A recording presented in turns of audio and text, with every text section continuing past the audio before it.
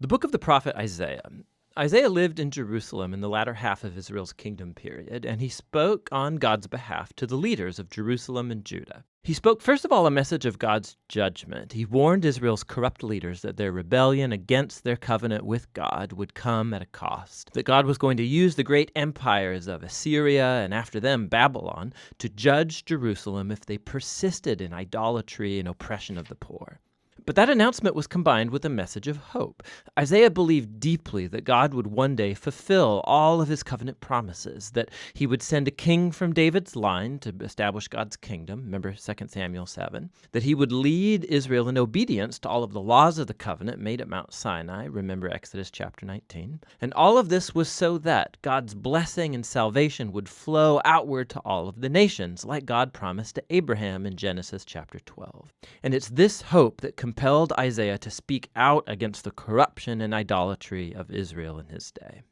Now, the book has a pretty complex literary design, but there's one simple way to see how it all fits together. Chapters 1 through 39 contain 3 large sections that develop Isaiah's warning of judgment on Israel. And it all culminates in an event pointed to at the end of chapter 39, the fall of Jerusalem and the exile of the people to Babylon. But in chapters 1 to 39, there's also a message of hope that after the exile, God's covenant promises would all be fulfilled. And chapters 40 to 66 pick up that promise of hope and develops it further. In this video, we're just going to focus on chapters 1 to 39. The first main section focuses on Isaiah's vision of judgment and hope for Jerusalem, and it begins as Isaiah accuses the city's leaders of covenant rebellion, idolatry, injustice, and God says he's going to judge the city by sending the nations to conquer Israel. Isaiah says that this will be like a purifying fire that burns away all that's worthless in Israel in order to create a new Jerusalem that's populated by a remnant that has repented and turned back to God. And Isaiah says that that's when God's kingdom will come and all nations will come to the temple in Jerusalem and learn of God's justice, bringing about an age of universal peace and harmony. Now, it's this basic storyline of the old Jerusalem purifying judgment into the new Jerusalem. This is going to get repeated over and over throughout the book, getting filled in with increasing detail. So, at the center of this section is Isaiah's grand vision of God sitting on his throne in the temple. And he's surrounded by these heavenly creatures that are shouting that God is holy, holy, holy. And Isaiah suddenly realizes just how corrupt he and his people Israel are. And he's certain that he's going to be destroyed by God's holiness, but he's not. God's holiness, in the form of this burning coal, comes and burns him, but not to destroy. Rather, it purifies him from his sin. And as Isaiah ponders the strange experience, God commissions him with a very difficult task. He is to keep announcing this coming judgment, but because Israel has reached a point of no return, his warnings are going to have a paradoxical effect of hardening the people. But Isaiah is to trust God's plan. Israel is going to be chopped down like a tree and left like a stump in a field. And that stump will itself be scorched and burned. But after all of that burning, God says that this smoldering stump is a holy seed that will survive into the future. It's a small sign of hope, but who or what is that holy seed? The rest of this section offers an answer. Isaiah confronts Ahaz, a descendant of David and a king of Jerusalem, and he announces his downfall.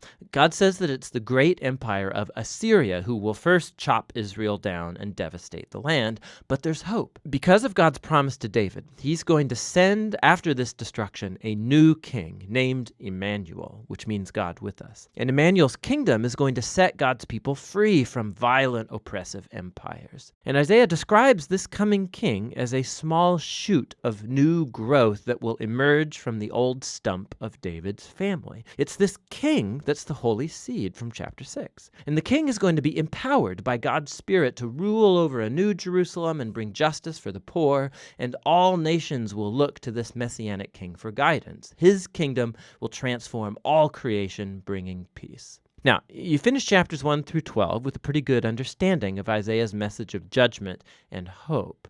But when will this all happen?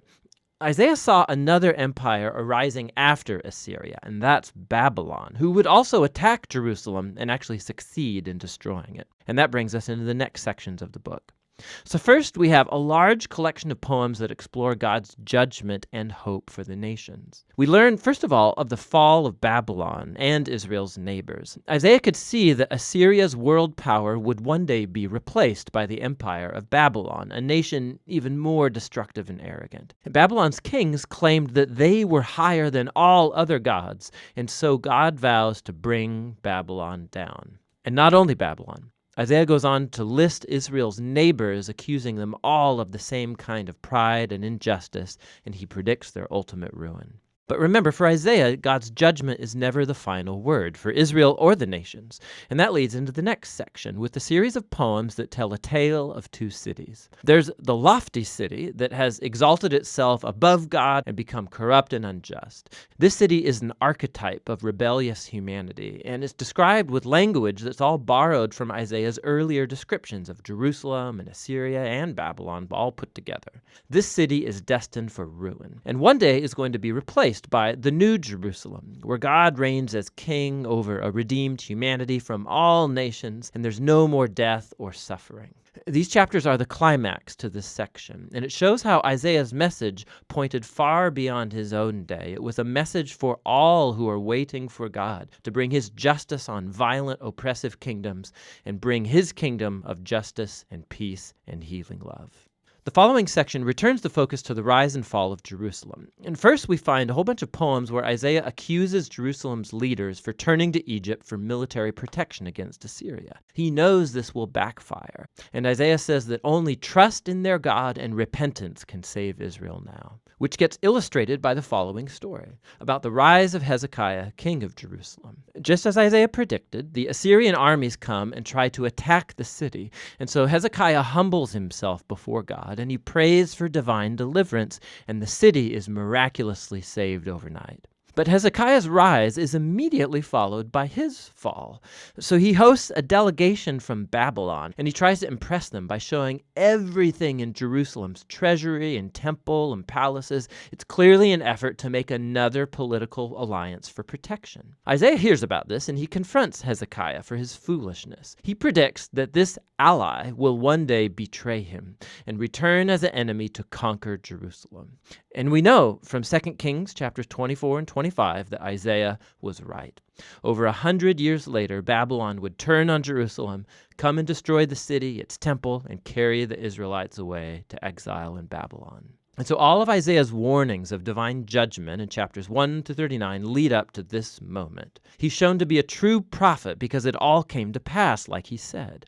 But remember, the purpose of God's judgment was to purify Jerusalem and bring the holy seed and messianic kingdom over all nations. And it's that hope that gets explored in the next part of the book. But for now, that's what Isaiah chapters 1 to 39 are all about.